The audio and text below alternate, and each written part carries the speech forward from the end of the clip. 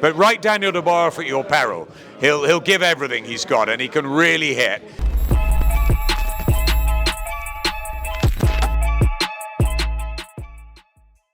Film for pro boxing fans in Coventry, where I'm delighted to be joined by Adam Smith. Adam, when I speak to you, I'm always travelling about different parts of the country. We're here, big GBM show this Saturday night. A very good card, some interesting fights. Talk to me about it. Yeah, it was Wembley Stadium yesterday for AJ and Dubois, and had a great chat with Tyler Denny from the Midlands, and we recounted stories of his hard rise up, and look where he's got to. And Tyler Denny's, of course, fought River Wilson Benton a couple of times, and River's got a chance to shine on Saturday night here. It's strange how boxing works, but opportunity knocks for a huge amount of fighters, of young prospects, some unbeaten, some a little bit more experienced, just a plethora of different different fighters and different styles, and it should all mesh together beautifully on Saturday night at the Sky Dome in Coventry at GBM's big first show with Dazn. So it's an exciting night for Izzy and the team, having this multi-event deal with Dazn, launching it with a cracking show in the Midlands, in Coventry, topped by a double header with Niall Berry and Danny Quartermain, two excellent undefeated fighters in tough title fights, and really looking forward to it. So press conference was good, lively, everybody spoke well, everyone's fired up, the sun's shining. We're just not playing that well in the football, but apart from that, we can't have everything. We may come on with the football. As you mentioned, the first show, a very exciting and I'm sure lucrative deal with Dazn. I've already noticed a slight increase in the production levels on stage there. How's it been? As you touched on, this deal's in its infancy, but first sort of thoughts on how things are progressing, and what do you hope signing a long-term multi-event agreement with a streaming giant in Dazn can do for GBM Sports? It's really exciting. Obviously, I've been at Sky Sports for many years, and Sky is the best platform for sport in the UK and has been for many decades. But when Izzy came up to me and said, "Do you want to come and see one of my shows and commentate on it?" And then I went and loved it. One of the ones in Sheffield earlier in the year, and it was fantastic, and the atmosphere was brilliant, and everyone was captivated from start to finish, and really enjoyed it. And then we ended up doing a deal, working together, and now, a few months down the line, suddenly we've got this huge platform in, as you say, the giant streaming mega guys that are Dazn, and not just in the UK and in America, but all around the world, globally, so powerful, in particular in France, in Spain, in Japan, in Germany, in Canada, and there's real opportunities there for an international development for GBM, as well as just a UK one. So I really like the guys and girls at Dazn. It's fantastic to be part of us. I had a message from Katie Hearn saying, welcome to Dazn. We're under the same umbrella now. It's great, and back alongside my old friend and obviously legendary promoter in Eddie Hearn, and I think Izzy respects all the great promoters that have come before. Funny seeing sort of Frank and Calla and Eddie and Ben on the big stage yesterday at Wembley. And I said to Izzy, next year you could be up there. All it takes is just one fighter and an opportunity like that. And I think we're going really well at GBM. We're going to look after this show at really sort of forging forward with the new Dazn deal, and pushing ourselves to that next level. But we got a show first in Coventry on Saturday, which is a great card and a great opportunity for us to show what we can do. Plenty of great talent on the card. Should be a huge amount of fans. Very fortunate that England aren't playing Saturday night. It looked a little bit dicey, didn't it, the other night? But we play on Sunday, so that's good. And it's all about the boxing Saturday. So great, midsummer nights, sun shining, everyone's going to have a good time, and Coventry will be rocking again. I think Dazn will be impressed. I think they've been very impressed so far. I think we can be great for each other.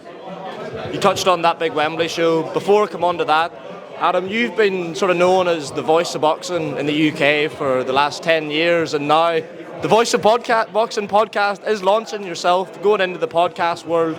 I think when fans, the boxing world, hear about that, they'll be very excited.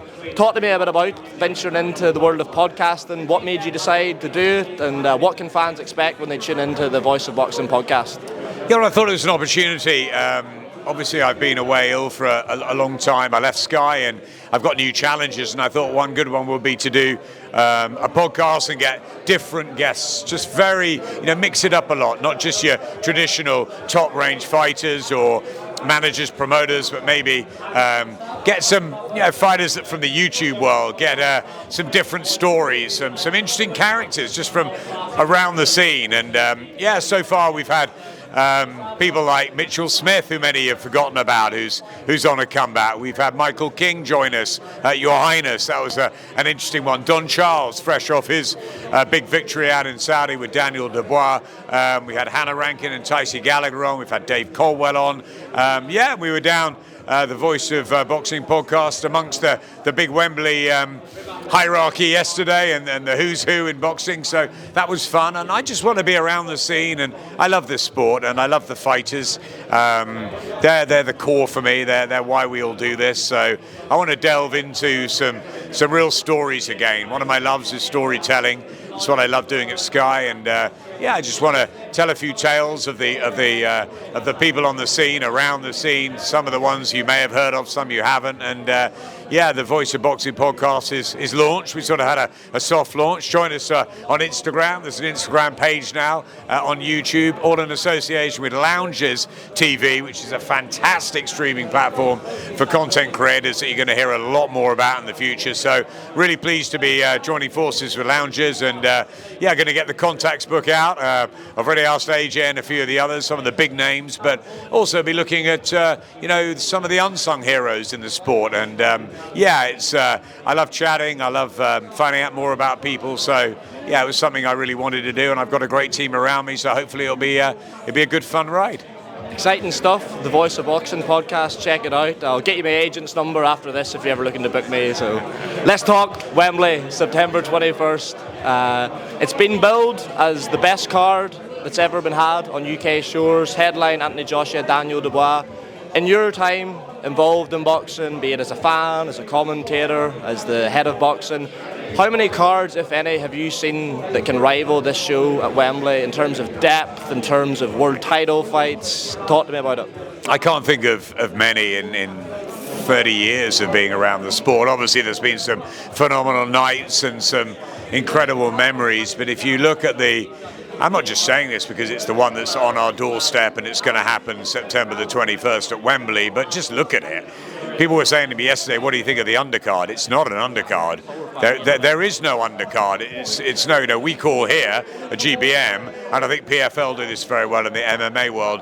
Rather than undercard, the early card, and then the main card. I don't think there is an undercard on September the 21st. I just think it's the main show. I think any one of those fights, those amazing matchups that they put together, Turkey and Spencer Brown and George Warren and Eddie and everybody that's got together and made this magic happen, I think any one of those could be, and I talked to Josh Kelly and Hamza and Willie and so many others yesterday, they could all be headlining main events on any British show really, at any time. So to put them all on one, as well as a cracking main event in Anthony Joshua and Daniel Dubois, two heavyweights who I've seen sparring back in the day at Team GB. Both of them have got new leases of life. AJ wants to become a 3-time heavyweight champion of the world. Daniel Dubois has been elevated to IBF King. He had that fantastic win against Filip Hrgovic out in Saudi, and both of them have got great tutors in Ben Davison and Don Charles. They seem to have, as I said, that new lease of life. So a fantastic main event, but a main card. It's just brilliant from start to finish. And it was odd being around it, sort of who to talk to. Cracking story with Tyler Denny coming off, Ben Shalom up there on the main stage. So many little vignettes around the show. We were at Wembley for hours yesterday, and the press conference, I think, was only about an hour or two, but everyone was hanging around. There was a feel of boxing coming to Britain again, and they've been very clever, the Saudis. They've put on some fantastic stuff for Riyadh season, but now they're going to America with a stacked and packed and magnificent show there. and they've got, in my eyes, an even better one at Wembley on September the 21st. So is it the gift that just keeps on giving, or is it just the fact that they've taken a sport that we love and they've made the big fights happen? It's amazing for the fighters who are earning these opportunities and getting this great, these great financial purses, and it's terrific for the fight fans, of which you and I are two of many. So, brilliant, bring it on. It's a shame we're pressed for time, Adam, because I would love to pick your brains in the whole card, but a quick word on the main event. Anthony Joshua, Daniel Dubois, two heavyweights who not that long ago people were doubting for different reasons, be it mentality, be it heart, but two fighters now who really seem to have a new lease of life, who seem to have the bit between their teeth. How do you break that fight down, and who do you lean towards? I'm really pleased, and I think especially for Daniel Dubois, who was written off when he fought Joe Joyce and then again against Usyk, and knocked down a number of times in his career, and people just doubted him. And he's only 26, and Don Charles has got him, and not just physically trained him, but he's got into him psychologically.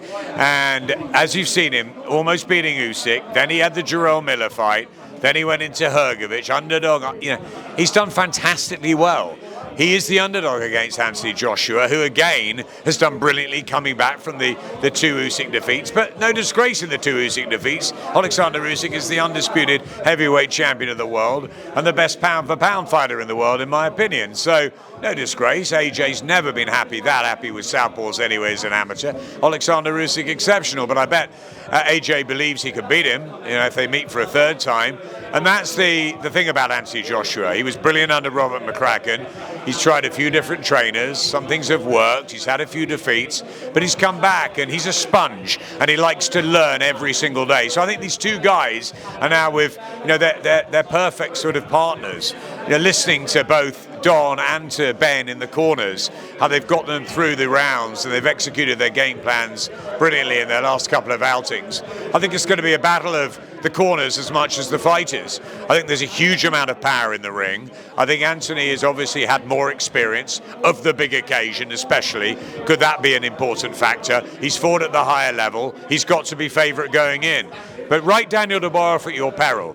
He'll give everything he's got, and he can really hit, and he's got a lot of courage. So, it's a fantastic main event, and it should be a night to remember in September. It took me down memory lane, back to AJWK and Froch Groves, of course, walking around the stadium yesterday. But it's a new era. The Saudis have brought some more magic to boxing, and long may it continue. And we've got some fantastic nights ahead in America at Wembley, again back for Riyadh season with Batebiev and Bivol, and then with a rematch with Usyk and Fury, as well as all of these great shows, GBM, Matchroom, Queensbury, Top Tier, Boxer, the Salons at Wasserman. Everyone's putting on some great shows domestically too. So I don't know if there's been a better time in boxing. I mean, people would argue there's better eras, and how can you argue the heavyweights back with Lewis and Tyson and Bowe and Holyfield, and before my time with Foreman and Ali and Frazier and Norton, but we go again, don't we? And this is a special time for boxing, and so it's great for fighters, it's great for fans, it's great for you and me too. Adam, always good to catch up, as I say. Hopefully I'll get to discuss the rest of the card between now and September 21st, but looking forward to Saturday night. Great show, and we'll speak again then, hopefully. I can't wait for Saturday night. Honestly, I flew back from Riyadh to the last Coventry show, and I enjoyed both experiences. I love watching the younger fighters, the prospects, as they make their way up into the bigger platforms as much as I do the world elite. So, this show in Coventry Saturday night has my undivided attention, and Izzy and I and the team can't wait for it. Adam Smith, always a pleasure.